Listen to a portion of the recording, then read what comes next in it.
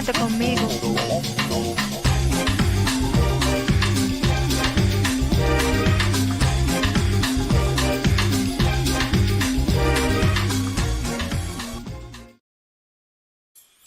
Hello, Internet.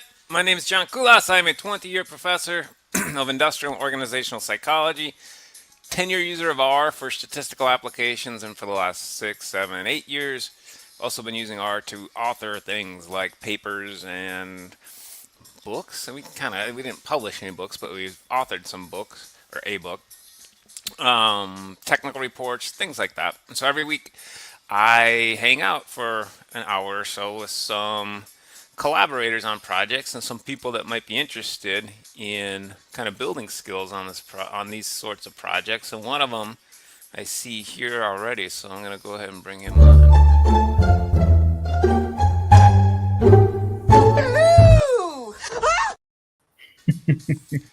Look what happened, Pasquale. All these birds show up when you show up. We got a scarlet macaw. We got a red-bellied woodpecker. Is that a red-bellied woodpecker? I didn't know. Okay. Yeah, even though the red's, not to be confused with the red-headed woodpecker, which it is not, even though its head is largely red. The red-headed woodpecker has a completely red head and face, and the red-bellied woodpecker only has a red sort of streak from back of the neck to the tip of the beak or the edge of the beak, but it does have some red on its belly that you can't see. So maybe, if this R for authoring thing never catches on, which I'm kind of, I've been banging this drum for a long, long time. I don't think it's ever going to really catch on and be too popular. Maybe we transition to a birding podcast or vlog. I'd be happy to, but I also want to do R for authoring because I think it's a lot of fun and it's useful. Sweet. Yeah. Thank you so much for being open to this kind of thing, because the way you described it was, maybe this isn't something that you had a lot of practice with previously, right? I've Because I never used R for authoring. Okay. Yeah, because you and I we talked about collaborating on some like research projects, but we never, at least to this point, we haven't launched anything. So Mhm. I think that's where like Diego and Renata and um, Casey and Katrina even. So when I collaborate with them, we've always used R as an authoring platform. So we just need to probably collaborate, and then we'll do some. Then we'll get some projects going and build those skills. A good place to start too is these slides. These slides are so much fun. I think I mentioned it last week, but working with these slides, I don't know. I feel like I've skilled up quite a bit just every week putting these together, and they haven't been that elaborate really, but they're still fun. So every week, what we do is we just make ourselves available if anyone kind of strolls along and they're interested in trying to author things with R, since we have some different levels of experience. I wouldn't say expertise, but experience with it, for sure. So we avail ourselves to other people, and then since we haven't had a ton of people stroll by here, what we've also been doing is we've been just kind of checking out a feature every week. And so the last couple of weeks, and this is going to extend into the future here quite a bit, I think, because the more we dig into this package, uh, kind of the more issues we get interested in and sidetracked with and say, ooh, let's go explore that. And by the way, this is all being done live, so you're seeing us kind of interact with this package for the first time. I had not I had not played with Surveydown at all ever before. Last week I mentioned that Form R. It's another capability. It's another package-based capability within R that you can do surveying with. I have some experience with Form R, but Surveydown looks neat. But we're just really exploring it for the first time. So we're all kind of coming to the same realization and learning points together on this. This is going to be fun across these multiple weeks to to cut up. So this is definitely one that we're going to slice and try to make into a tutorial if we learn enough about it. So because the way that we explore these things is fairly open-ended and not scripted in any way, we do each week before we get into our exploration, we recap what happened the previous week, just to make it a little more learning friendly, I guess. And so last week was similar to what we're doing this week. We were playing with this package called Surveydown. There is a link in the comments to the slides, and there are hyperlinks in here if you want to kind of navigate around the net and take a look at what's going on. Let's do our transition here. To your point, Pasquale, I did make this a little shorter now. I think you had a good point last week. We got to make these a little bit shorter. Well, last time, you remember, we were, where were we last time? Oh, come on now. This is Fiduciary Blurt, chairman of the World Economic Council. Yes, and we are horrified because somebody is counterfeiting box tops, the basis of the world's economy. And Bullwinkle and I have been hired to find the counterfeiters. We're being helped by Mr. Blurt's chief security officer. Allow me to introduce myself. Hemlock Solms, and this is my assistant, Dr. Watkins. People, Bean. But you two are really... Toto, don't be blabbermouth, you blabbermouth. I had to keep the blabbermouth part in. I love that word. It's such a good word. It's such a descriptive word. Reminds me of the honeymooners. You ever see that? Oh yeah. Where you are a blabbermouth. Norton, you blabbermouth. I think the Flintstones was based on the honeymooners. I think so too. I think I Yeah. remember reading that. There were probably a few that were influenced by that. I mean, I don't really remember much about it. I I know I've seen a couple of episodes, but the people that really know comedy claim that that was just brilliant, genius level stuff. I don't know. I just remember to the moon. That's all I remember.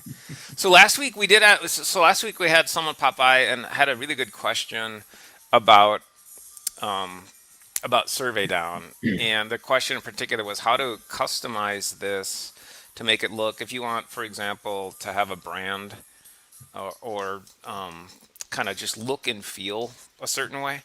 And so what we tried to do was we tried to alter the way the survey looked, the way we normally would within a Quarto document. So these are known by their extensions, and so we call these QMD files. And the QMD is just the three letters at the end of the file name. It's the extension.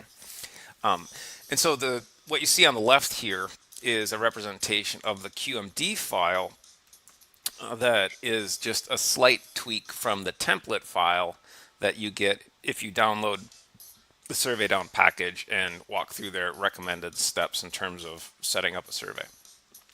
So we tried to just use one of the Bootstrap themes that come prepackaged as capabilities within Quarto.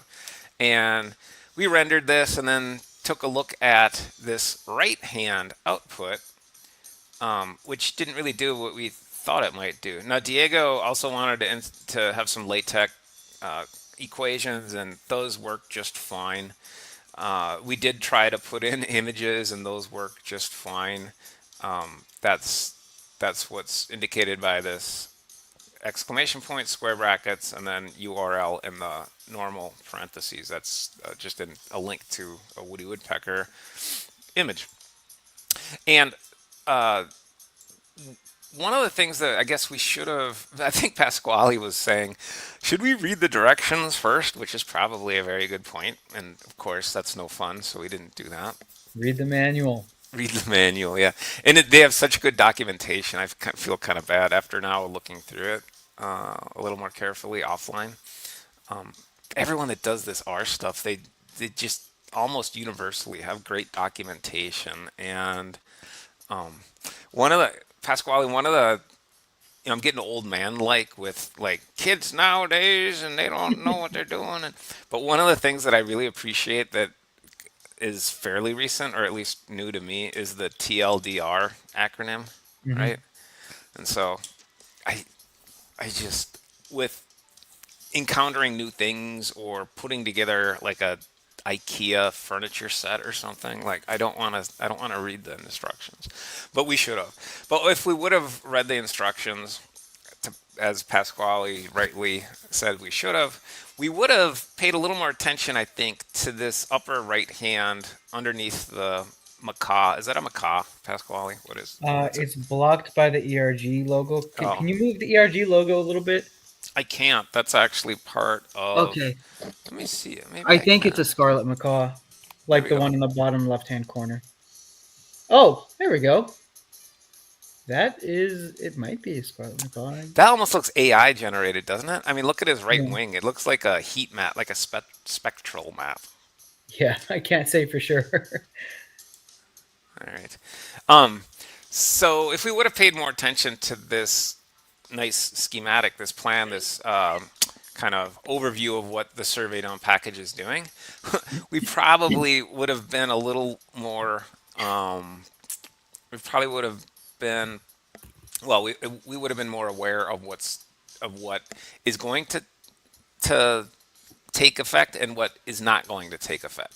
So the Surveydown package authors actually do not recommend rendering this QMD file. Now we did render it, and that's what you see on the right here. And it should have struck me. I don't know why it didn't, but it should have struck me when we first looked at this that the options themselves are operable. Still don't know what these asterisks are, but I think we'll probably get to that today. The next buttons don't do anything. And in the QMD itself on the left here, we also have these very small R chunks, code chunks, that say things like, well, let's go to a new page. And this is obviously on the right, it's just one page. And as I said, these next buttons don't do anything. The exit survey doesn't do anything. And we also saw, this should have been a clue as well. We saw last week that we tried to put in a slider type question, and that slider type question didn't render in our right hand preview here. Now, it turns out that the survey authors are saying don't render the QMD.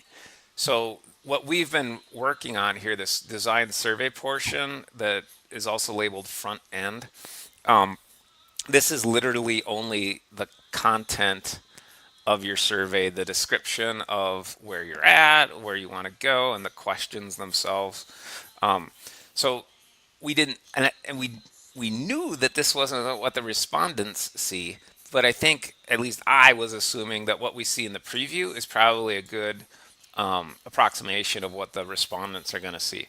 Now, it turns out that's not the case. So it turns out if we want to see what the respondent is going to see, then we need to enter the Shiny element. So we need to actually work with the Shiny app in order to see what the content of our QMD renders like for the respondents. And so what we did here actually wasn't what we put in the YAML, and the YAML looks really quite a bit different than most of the documents that we've been dealing with. And YAML is this front matter here, indicated by 3 dashes at the top and 3 dashes at the bottom. YAML is another acronym. I've heard a couple of different deconstructions of that acronym. The one that I learned was it stands for YAML Ain't Markdown Language, and I'm not sure how exactly accurate that is. But the YAML is kind of like metadata for your document. It'll say things like, what do you want this to look like? What type of output are you looking for? Now, the default is an HTML file, so that's not specified here. That's what we have on the right is an HTML file. And that's what we want in our survey is an HTML file as well. But the theming here, theming is one of the ways that we control the look of, for example, this slide deck. So the slide deck has this kind of grayed out look to it. It's a little more washed in the middle, in the center. I don't know if you can really tell or not, but it gets a little brighter in the center. That's a built-in theme called League. And so we tried to apply that to our survey, and it didn't look like it did anything. Well, if we would have read the documentation, we would have seen that we shouldn't really expect it to look like it does anything. And then the other clue to this, I may have mentioned it. I'm talking in circles, I know, but we noticed that when we tried the slider question, that it didn't. Not only did it not appear as a slider in our preview, but the documentation that we did take a look at even explicitly said, I think Pasquale, you're the one that saw it. You're like, oh, it says right there, don't expect this to look like what you want it to look like in the preview window. Well, it has to go through Shiny. Yep, it has to go through Shiny. And so that's what we'll be taking a look at today. So today we're actually going to, I think, focus on this middle component here. And again, there's probably going to be quite a bit of trial and error here. There is some complexity on the Shiny side of things, just in terms of the data itself. So one of the things that the Shiny side will do is it will have a connection to the place where we're going to store responses. And I'm kind of hoping that we don't have to link to that database tonight. I think that we can, and I haven't tried this. This is all being tried for the first time here. But I think we should be able to run the Shiny app, which calls out our survey, without having a formal location designated in terms of responses. That, I think, and the reason I don't want to deal with it tonight is it's just a lot. So that, like I said, I think this is a multi-week thing that we're hitting here, and I would prefer to just focus tonight on the Shiny element and then save the database stuff for a different week. So are you ready, Pasquale? Take a look at this Shiny element. I think so. I mean, I've got the QMD that I had open last week. Okay. Open right now. Not much going on there, but let me do one thing here real quick. The YAML in my slide deck looks a little intimidating, just because as we're testing out features and learning new things, I've kind of kept a running tally of things that we can enable within the YAML. And so it looks a lot messier than it needs to. But just to highlight what we're talking about with the theming.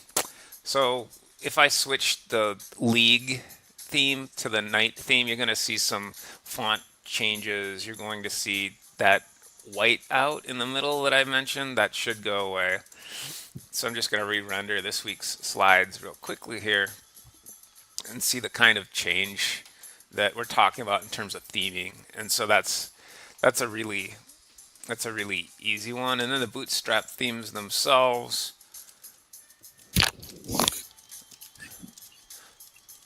I'm just going to do, I can show, I guess. I'm just going to do a Bootstrap themes Quarto search. And we've talked about this before as well.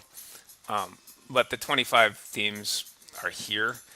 The previews, I don't think the previews are all that helpful, honestly. So they go to an empty website looking HTML file. But so if we were to change that to Minty, for example, you'd probably see quite a different, noticeable difference here in terms of the slide renderings. And I'm just going to blow that up so we can see it a little easier. Uh-oh. Looks like it didn't like something. what happened? I don't know. It doesn't like Minty. Minty. You know, that was it reminds me of a Seinfeld episode. I think at one point it talks about Minty. It's possible that not all of these, and that was a quick Google search, so it's possible that I pulled up a theming page that doesn't apply to. I wonder if Cosmo is short for Cosmo Kramer. Me, yeah, and Minty as well. So maybe they're just big Seinfeld fans.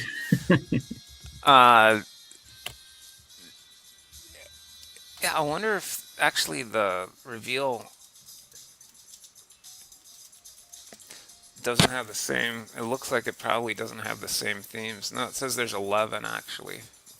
And again, um, this is not the focus of tonight, but it's relevant in terms of theming. Uh, and this is more consistent with my recollection. Is that the on the reveal slide help page, there's not actually a hyperlink to show you a preview. Blood. And blood doesn't look that different from night, I guess. Anyway, so Well, there. you're not supposed to render it, I thought. Well, this we're not. This is this is just this week's slides, so we haven't gotten to the survey itself Oh, yet. okay. And so the survey itself is in a project folder, and the authors recommend that you have a different project folder for each survey that you do. I think at some point I'd love to actually deploy this. Now you don't know what you're doing for your dissertation yet, Pasquale, but if you do some sort of survey, which is fairly common in our field, um, maybe we could do it using Surveydown. You have a school affiliation, so of course you have access to everyone's preferred survey platform at the moment seems to be Qualtrics. Qualtrics, yeah. Um, so you probably don't have a lot of need to do this, but still would be kind of neat, I think. Okay, Well, so here. it would be neat because it's open source, and I could do it even when I'm not affiliated with the university. Yeah, 100%. The other thing, one of the philosophies behind, and again, here to your point, Pasquale, we're not supposed to do this. I don't think it's Why not? Yeah. I I don't think they say don't. They just say you don't need to. Is probably what they say. Okay. Hopefully, it doesn't trigger any explosions. Yeah, I know. Cause the world to end. Well, at least we got birds here with us if the world doesn't. Actually, the woodpecker's kind of in the way. I'm gonna You replace them put up there. with red squirrels. Yeah, we had our discussion last week about your fox squirrels and red squirrels and melanistic squirrels. So I should have clarified. I meant the American red squirrel because the ones you've got here with the ear tufts, those are the European red squirrles. Oh, are they invasive? No, they're just not here. We don't see the ones with the ear tufts around here, unfortunately. Like this guy in the guy in the lower right there. Oh, on Yeah. the upper right too. Okay. Yep, those are Eurasian.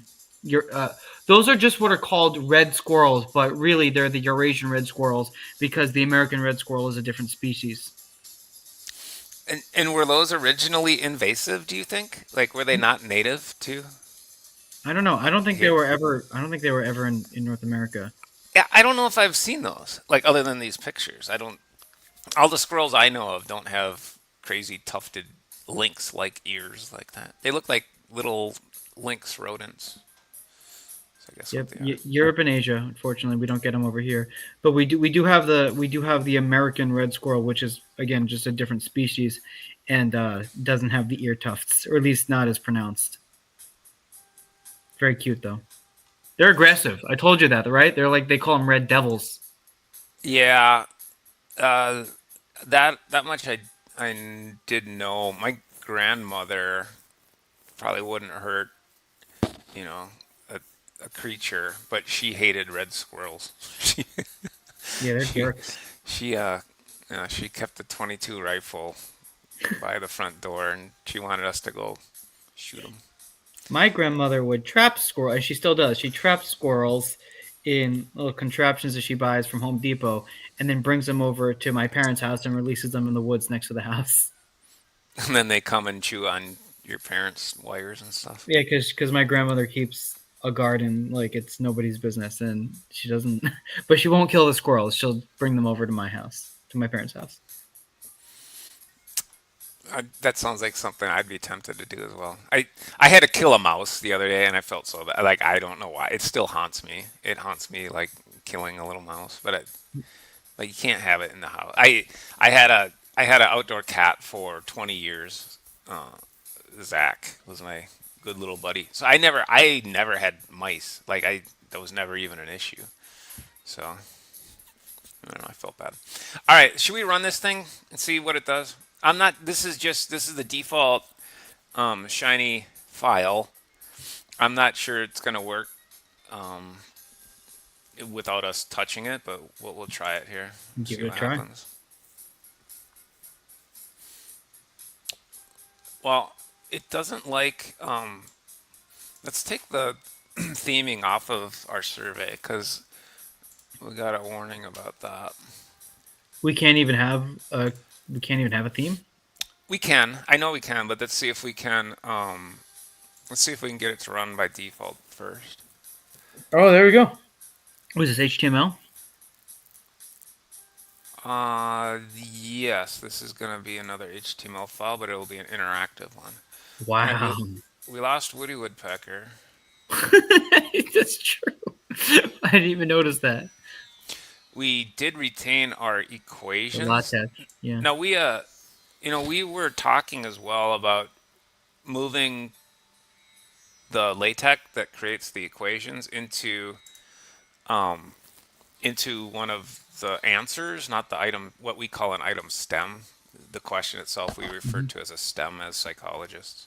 Mhm. And then the responses are what the data comes from. The stem is what the data refers to. But we had talked about moving an equation down into the responses. I think we'll probably do that. I'm just glad that we don't need to link to a database in order to get a better preview of what's going on. And see, now our next buttons operate more like like what we thought they would. Silly word. A silly word. That's creative. Thank you. Now, the other thing we'll have to check. I think I tried to apply some bracketed span CSS to some elements here, and I'm gonna see if what we. Oh no, that's just curly brackets. So Woody Yeah. Woodpecker is still present in the script. Yeah. So why didn't he render in the HTML app? It's a good Did it question. give us a warning about it? That's a good question, Pasquale. Let's see here. Database connection ignored, so that's kind of a nice feature. Oh, saving data to local CSV. So we do have, if you look in the, let me get rid of my squirrels for a second. If you look in the lower right pane here, there's a new file that showed up, data.csv. So let's navigate to that and see what it looks like.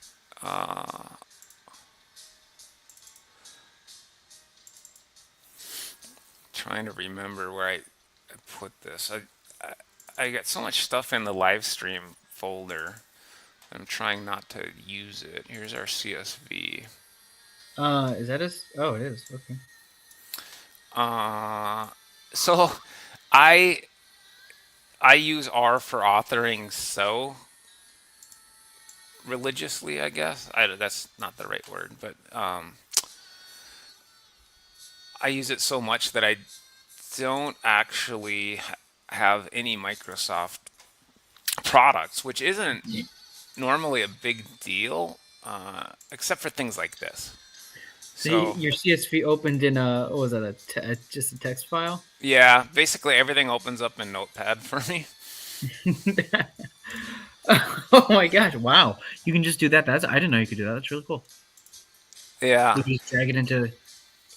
Well, one of the things doing this authoring with our stuff, one of the things that I've come to learn as well is the kind of universality of PDFs of that file format. And I have Edge, Microsoft Edge. So I guess I do use a Microsoft product. So the browser Edge, I have that as my default PDF reader at this point. Mine too. Okay. And I like it because it's Adobe. If you have Adobe and that's opening up your PDF files, you'll get some conflicts in R if a file is open and you try to render to it again. Whereas if Edge is your reader, it'll just open a new tab. And so that's kind of nice. Okay. So these are the variables we're getting by default here. And I know we should be able to add more. Time Q fruit, time Q. What's all that time? Let's take a look again at our labels in our survey itself and see if we can deconstruct this a little bit. ID is what I thought we would actually see. So I thought what we'd be looking for in the data file itself would be this ID tag. Now I'm not really seeing that. So we do have a response already. So that's crazy. So I went in there. Here's penguins. All right, we're gonna. So this is gonna end up being like 6 weeks of playing with this, I'm sure, because there's a lot here. So this started at 2801. Wait, it's saying 11. That's tomorrow. Yeah, This is we the go. future. Did I not warn you about that? That What? we go forward in time on this on this YouTube channel. That's one of the neat tricks that we do. Yeah, that UTC is let me see here. UTC is tomorrow, so coordinated universal time. Oh, it's just after midnight. For the world. Yeah. For programmers, I guess it's just after midnight. So okay, so that is not something I read, that we're going to get this local data file. My one of the things I'm really curious about is,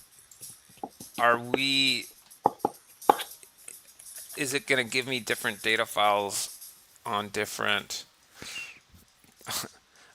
renderings of, I don't know. So if we open up that data file now, after I enter silly word, is that going to be in the data file? Okay, so exiting looks a little messy. That's interesting. And then publishing, we'll get to publishing again in a few weeks. I don't know that I have the space to publish it where I think it's easiest to publish it right now, which is on Shiny Apps when it posits products. Let's take a look at our survey here a little more carefully and see if we missed something, because I didn't see our slider question. So it looks like we're missing a few. So we didn't have the fruit. We didn't have. Oh, okay. So on the next buttons, we're telling it where to go next, and after the second page, we say go to the end. So that's not something that we want to actually do. So let's just leave this blank and see what happens. I think if we leave it blank, there should still be a default rendering. And again, we're gonna go against the author recommendations and see what this looks like in our preview window. And there's Woody. Oh, Woody's back. Woody's back. Oh, and Did then he do anything differently? well, this is the preview. This isn't what the respondent sees. This is what we're not supposed to look at. And then here's our slider with 5 options on it. So we'll see what that renders like. And then here's our multiple choice with buttons, which again in the preview doesn't really look all that much different than the top one, other than vertical layout versus horizontal layout. So let's go ahead and go back to our app, and we'll do the true preview. Oh, Woody's gone. And we lose Woody. Weird. We'll say Downy Woodpecker at this time through. Silly word, Pasquale. Kind of silly.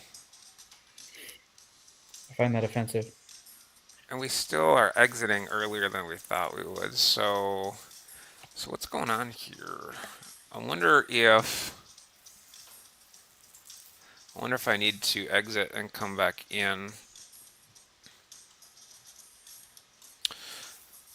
Or if we need to probably create a different page, huh? So these fenced divs, and again, I kind of railed against them last week.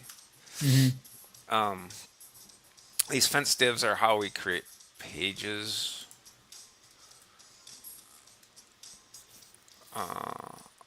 So we'll see if that makes a difference. If that doesn't make a difference, we'll exit out of the project, and then we'll come back in fresh.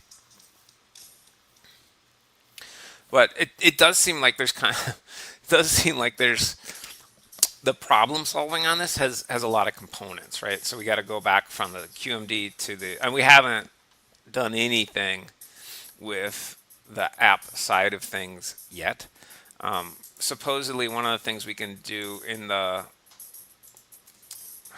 Gen 2, speaking of silly words, that was an answer on the previous question. That is a silly word. There we go. Okay. Hey, the slider. So it was the page. Did you write this question? One of us did. I think that was... It's funny.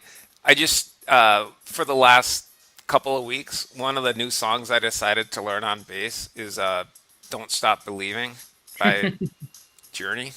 It's just kind of a fun bass line. And so, I don't know. Maybe I was influenced by that when we wrote this question. I'm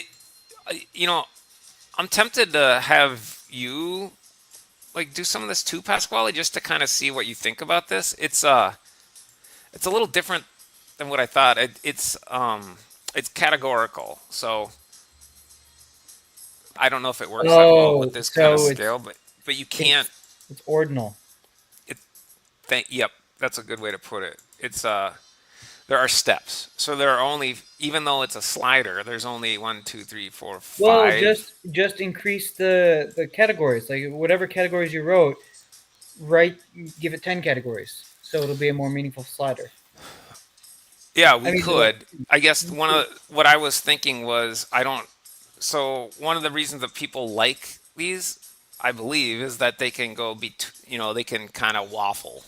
Yes. So if it's not somewhat and it's not neutral, you can go between there, and we can't do that with this. You can use text anchors and just be like, go back to the slider, please, just for a moment.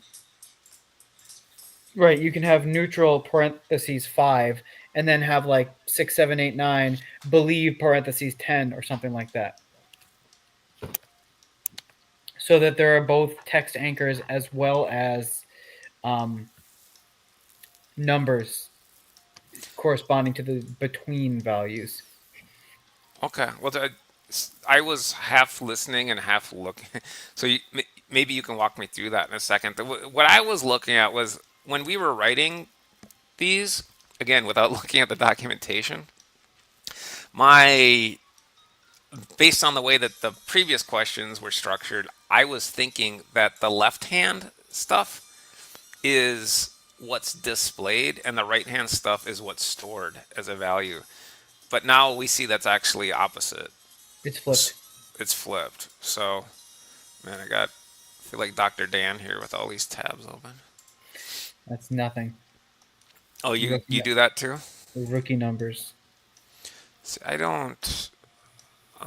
where the heck is there? You were just there. No, it's over on the left. I thought. Okay, guess not. I think there it is. Okay. And then the MC buttons now look quite a bit different. The radio. I didn't put.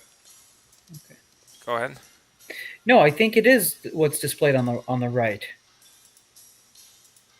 Right, it's lowercase. Don't believe.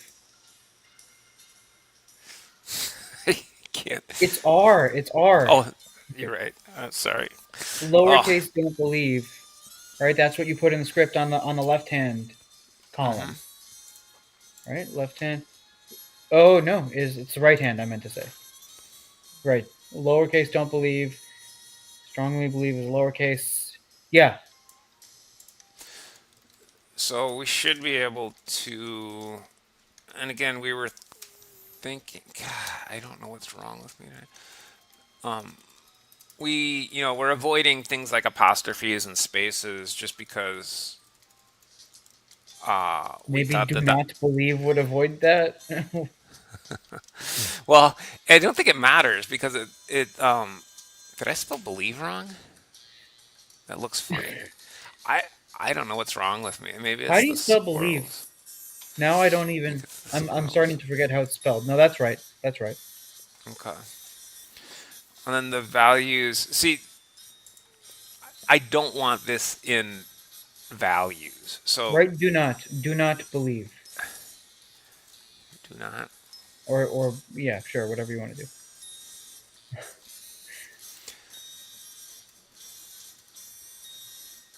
Okay. So we should be able to see how that renders if we. Wait, do you not want to use underscores for the others? We can. So you know, if these are scored values, then just kind of by convention, I prefer these to not be grammatically styled. So things like capital and spaces, we want to largely avoid There we go. because with recodes, when we're dealing with the data, that can actually just kind of a mess. So Wait, that's does Surveydown allow you to build those recodes into the data collection and processing process? I doubt it. I think it does. It must. Because if the selling point is that your data collection takes place in R, there must be some mechanism to have it clean and recode the data for you, such that it lends itself to analysis and like immediately after collection. I don't know. Well, you can. I mean, you can build your own script, right, to do that. I don't think you want the computer to do that. Twitter's a silly word. Yeah, there now. It's definitely the right hand side. Um, I forgot. I forgot to put in a next button again. So this obviously one thing that we want is an advance button. So apparently that goes within a chunk, and so I'm going to put it at the bottom here, and so we should be able to get to the final page with that next button now enabled.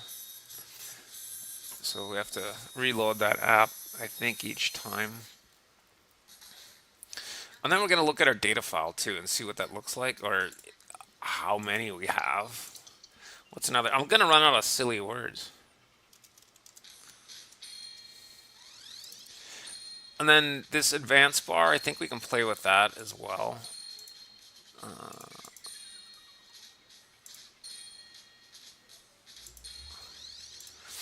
So let's take a look at our data file.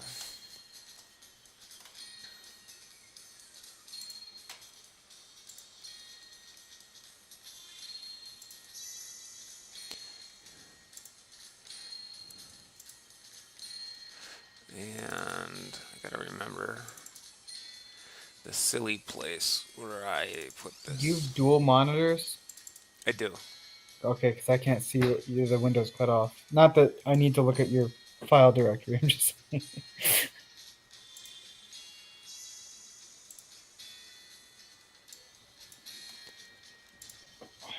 Because, the one of the things here is we changed the values, right? We changed the actual coding of one of those questions. Hmm. So it looks like it's just overwriting. So that makes sense locally, right? So the local data is only going to be one, and again, I'm speculating here, but it looks like the local data is just going to be a one time capture for the most recent time through there. I still don't really I'm a little baffled that our ID isn't coming in like we thought it. Oh, I guess it is. So climate care. If we look here, climate care does come in as the variable name, and then silly word. Why is that coming out of order? So they're coming in out of order in terms of the presentation. It might be alphabetical or something else. CSP. Doesn't look like it's alphabetical. It might be backwards. Is that what's going on? I don't know. I'm not that concerned about it, I guess. We should be able to in the app itself, we should be able to do things like randomize ordering of the questions. There is, there is the start and end time which we didn't ask for. But we're also getting some information on some time-based information on questions themselves. So, we don't do a lot of this in our field, Pasquale, but when I entered grad school, I actually entered as a cognitive psychology student. I don't know if I ever told you that. But so we used to, in cognitive psychology, at the time, it was all about response times. And so it looks like we have, is that milliseconds? And it is going back. These are out of order. So you can see the auto ordering there. If I just advance through the time, it's going, Yeah. again, we're going back in time, forward in time. So we'd want to deconstruct that a little bit to see. And the reason that I'm interested in this is it looks like possibly we might have some, and who knows how accurate it is, but we might have some capability for response latencies. What is that? Just how long it takes to respond. Response time, it's called too. So in the cognitive literature, we always called it latency. I don't know why, honestly. It's just a fancier word for time. Okay, interesting. So we're definitely making progress here. We're learning. One of the things we did talk about was customization, though, and we didn't see. So you asked about the image. Now, there's different ways to put images in two files. I would imagine if we added a chunk, that chunk would display the image. The other thing I'm noticing here is we actually put it in our markdown or our Quarto file before we had the first page. So we can try it after the welcome to our survey. So let's go ahead and save that QMD, reload our app again, and we'll see if Woody shows up. Because if he doesn't show up with just the straightforward markdown exclamation point square brackets, Hey! then we'd do it. Actually, kind of looks like he's holding up that. It does, yeah. He's hold. Let's get our birds back just to support Woody. Okay, that's kind of neat. I think we should be able to play with his placement a little bit too. So I don't know. We'll see if this works, but we should be able to put him, for example, instead of right underneath there, I think we can probably put him to the right. How do you do that? These curly brackets after Oh. the image, that dot absolute class, that dot absolute, I use it quite a bit in order to exert control over the images, where they are, how big they are, what they look like, whether they're mirrored of each other, and things like that. Whoops, I didn't want to render. That's, again, so going back and forth between the QMD specification and the actual app, which gives us the rendering that the respondent sees. That's going to be something that I don't know. I think I'm going to have some screw ups. So it didn't look like it actually, I'm not sure it reloaded, but it didn't look like it did anything with the placement of the image in terms of left or right. So we would have to play with that a little more. The theming, though, I know I had a help page up and they were saying that that is something we can actually play with. Now the progress bar, we can play with that as well. So it looks like in the YAML of our QMD, we can change where it is. So I can put it on the bottom. Let's do that. And then we can change the color if we want. So those look like YAML commands. We're going to go up here. And that's a hexadecimal code. I don't know what color it is. Let's look for neon yellow hex. Whoa, that is very yellow. I can't even see what the color is. That's so yellow. I can't see what the number is. Everything about the color. There it is. FF. No. Okay. Let's scroll up. Scroll up. Says it. No, I can barely. It's 4 F's and 2 zeros. It's very difficult to read. Oh, you stopped sharing.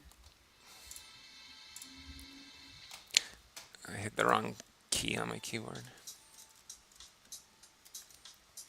Okay, and then we'll see if we can put it on the bottom as well. So what are we changing the color of?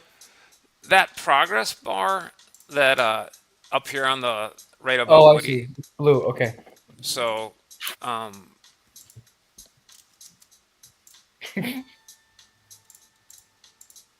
it looks like it's responding not to the advancement, but it's responding to your actual response itself. So when we indicate a response in the survey in terms of a value, that's when it's advancing. So we'll see if we can turn it bright yellow and then put it on the bottom. I don't know why, but I guess that's a part of theming, I guess. Can you move the hummingbird? I just can't see. Okay, let's see what the progress is. Oh, there we go. It is bright yellow. What's the difference between those two tabs that you have in RStudio, survey.qmd and app.r? These are the two main components of, let me see if I can navigate to the page here. These are the two main components that we need to work with in order to launch the survey for people to respond, right? So the QMD is where the content itself is, where we define the questions and the responses and the types of questions. And then the app.r is this shiny specification. So this is what takes the QMD and puts it in a format that people can respond to. How do they link? How does it know to reference? Yeah, good question. That's part of the package. So they've created functions. The package is just a series of functions. And so their functions mostly have this SD prefix to them. So there's a database function that they created. There are skip logic and show logics that they created. And then here's the big one that looks different on line 41. You see that the actual specification to get the Shiny app to launch looks a little different. So they created this SD underscore UI function. And I haven't looked at it, but what it needs to do, what it has to do is it has to look for your survey.qmd file. And so the way that they structured this is such that upon rendering, it's looking for that file. And as a matter of fact, they're very clear that the customization that you might want to do to your survey is fine, but you can't mess with some of the naming conventions that are used of your files. So for example, that what we're looking at here needs to be called app.r. And now Diego and I have run into this quite a bit when trying to publish things. So trying to publish, we see that if you're using the products that we want to use, this deposit-based products, that you need your script to be called app.r. And so they're doing that here as well, but we need the survey content file to be called survey.qmd. And so this is undoubtedly one of the reasons that they want you to create a new project folder for each survey that you have. Oh, because I always have to have those titles. Yeah. So, there's different ways of building this, and that's something that they're on GitHub and they're taking recommendations. If we wanted to go in there and help out or just even make a recommendation or a suggestion, that's certainly something that we could do. It would probably make for a messier function here in terms of how to find that file and grab it. I mean, you could just look for any QMD. I'm sure that would be a fairly easy specification. But then there's different instructions. Then you got to tell people within your project folder you can only have one QMD file, and that's probably a little too restrictive. Yeah. Let's try to add a little theme here if you're up for it, Pasquale. Okay, but I do gotta run at the hour. Okay, that's fine. You can pop off whenever you want. I think it's 7:00 now. So thanks for coming. Appreciate it. It's always great to see you. Next week, I don't know what's going to happen next week because I'm going to be out of town. I was kind of hoping that Diego would take charge. But if he doesn't, then I might have to just find a way to do this remotely. But I'll be in contact with you and let you know. I'll kind of be out of town too. I'll be back home. Oh, nice. For Thanksgiving? Yeah. Okay. Well, happy Thanksgiving if I don't see you before then. Happy Thanksgiving to you as well. Appreciate you having me on. Yeah, anytime. You're adding a lot, so keep popping by. That's great. It helps. Well, it's fun. Yeah, it's definitely fun, and it's good to learn these things. Agreed. Okay, so here's some theming options. We're going to start, I think, simply. We'll start using one of those again. These look like the 25 themes. So these are the ones that we first saw. So we can try Minty again. And that does look like it's added to... I don't like our bright yellow, so I'm going to take that off. But let's add the theme and see what that looks like.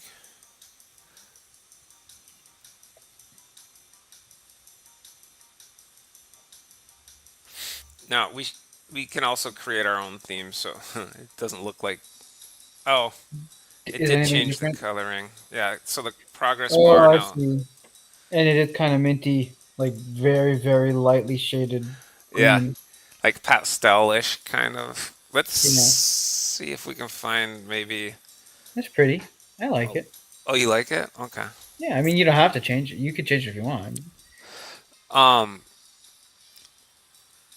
No, we can stay with that. The other thing that I wouldn't mind checking out is the custom CSS. So, if we want different fonts, or if we want to do anything really fancy with text, we might be tempted to write our own CSS. Now, I've done this for the live streams, and so I'm just going to grab that CSS file that I have. If I can find it here, it should be called weekly think is what I'm looking for. Okay, I gotta run. All right, thanks, Pasquale. See ya. Thanks, Dr. Claus. I'll see you soon. Okay, Bye bye. so there's weekly. I'm gonna go ahead and copy that, and I'm gonna paste it into the project folder. If I can find that. Again, it's a little hidden. It's in my default working directory, which I never use. I guess I'm not sure why I did that this time. But we'll go ahead and paste that CSS file in there. If we now look in our environment, I guess look in our file space, we see the CSS file now in our project folder. And there's a bunch of stuff in there. I do have some fonts specified, so I think that's what we can play with first and see if we can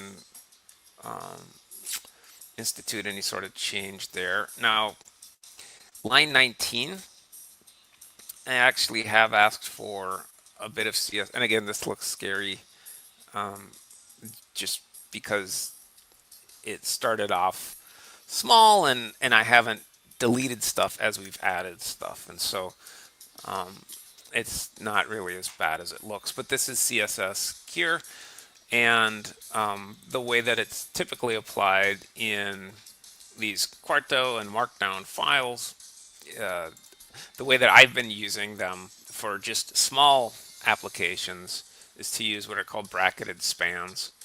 And so this dancing script is kind of like a cursive type font, and then there's a color here for it. And so all of this, it's in bold font, and it's a little bigger in terms of number of pixels. So I'm trying to apply that to this paragraph under the equation here. And the way that that's done using bracketed spans is to use square brackets around what you're trying to affect. And so maybe we'll just do 2 pages here. So we'll do 2 pages and then curly brackets with the application of the styling that you're interested in applying. And so we'll try that Kulas 3. And again, I'm not, the naming convention isn't because I'm an egomaniac or vain. I'm sure I have a little vanity, but I use my name sometimes, especially when I'm just learning something new, because I know that I'm not going to overwrite an existing callout, an existing function. And so that's why you'll sometimes see me self-referenced on things.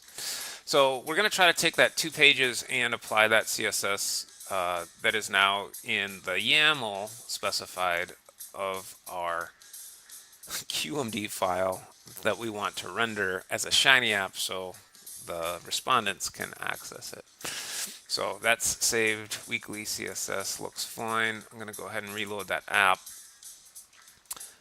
And then I'm going to look at my survey again to see where we asked for that. So it should be the first paragraph underneath the equation, I guess, is where we're going to be looking. Oh, there it is. Boy,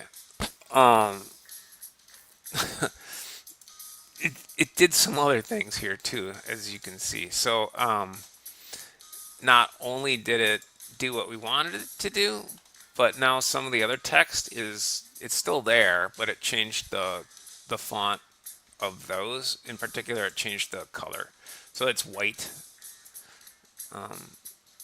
Let's go ahead and see. Yeah, it did that for everything, so that's not good. Oh, you know what? I got too much in my CSS file. Let's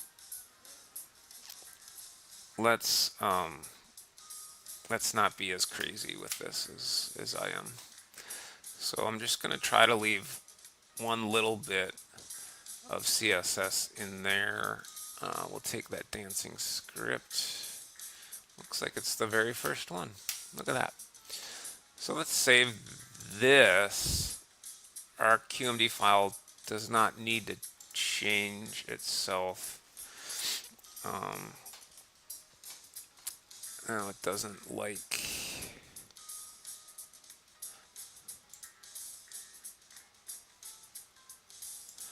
see what it doesn't like. I'm going to take off the weekly CSS. It seems like that is probably what it's not liking.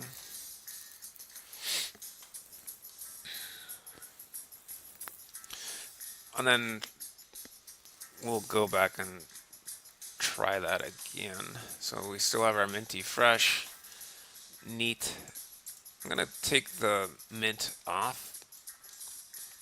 We'll just try the weekly. These themes, if you're applying multiple themes, those square brackets are used if this operates like other Quarto things operate. The square brackets are only necessary if we have multiple themes specified. So let's go ahead and it looks like it doesn't like something in my CSS.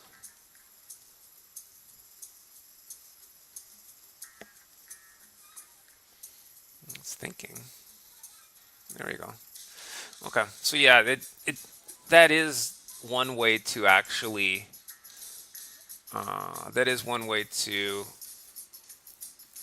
play with the styling and how this actually looks. I should be able to do that inside the chunks as well, or we're a little over on time in terms of the amount of time that I was hoping to spend on this. Let's just go ahead and do one last thing here. Instead of those bracketed spans, we should also be able to do fences. Now, I don't use fences that often in these sorts of applications, but we'll see. See if this works. We'll just try to apply it to the entire paragraph here. And again, I much prefer those bracketed spans with little text alterations. So I'm not a big fence user, but it looks like that did work just fine. So a couple of, and again, this is kind of silly. This isn't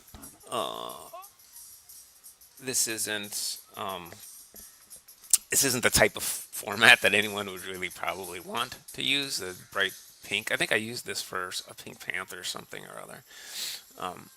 But if you had a Pink Panther themed survey, I guess you could actually do that.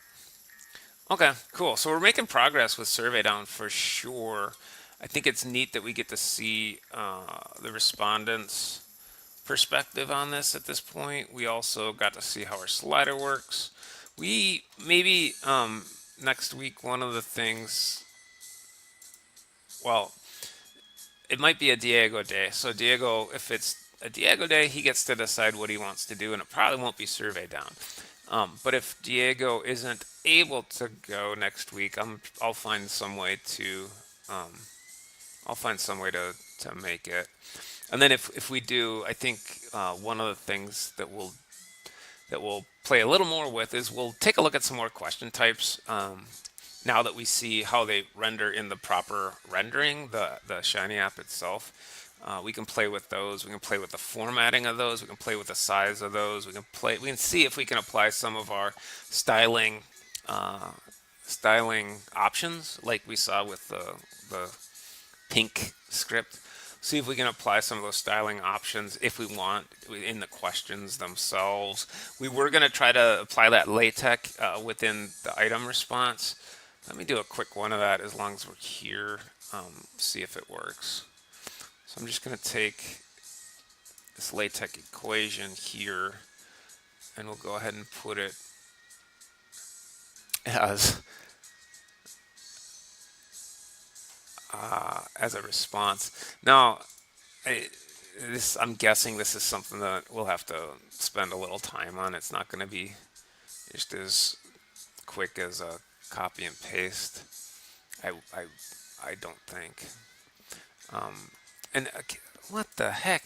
So this isn't consistent. So now what we're actually seeing is the left-hand side is what's being displayed for the MC type of question, whereas for the slider question, what was being displayed was the right-hand information, not the left-hand information. So obviously it's going to take some time to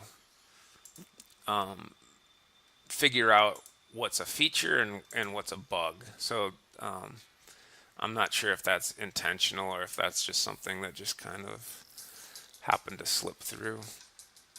Yeah, so our equation, our LaTeX equation, will have to have a different specification. Sometimes it's just a double dollar sign. Let me do that really quick and see if that's what's going on. Sometimes it's a slash or a double slash that that actually ends up making that LaTeX be recognized as such. Sometimes it's a chunk command saying, "Hey, be on the lookout for LaTeX." Oh, it did come through there. So it now it doesn't like so the double dollar sign did seem to help. It did render our thetas a little differently. Now the Greek theta is probably something that we'll need to use 2 slashes for, and then I'll stop, I promise. And again, you can see where these files start to get a little messy. I mean, the LaTeX itself makes everything look a lot more jumbled and confusing. The double slash usually works, and there we saw it did. So that's pretty easy in terms of getting the LaTeX to render as not an item stem, but as an actual response option.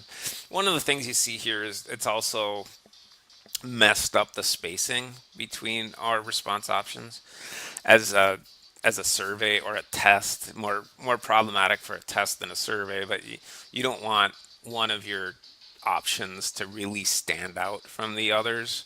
It's a response queue, and it would contribute to variability in response that's not attributable to the trait you're trying to assess, but rather to the way in which the question's formatted. So we would, if we did want to have a LaTeX specified equation as a response option, we'd have to go in there and kind of play with that spacing a little bit. But that's something that we'll probably take a look at next week. So good progress today.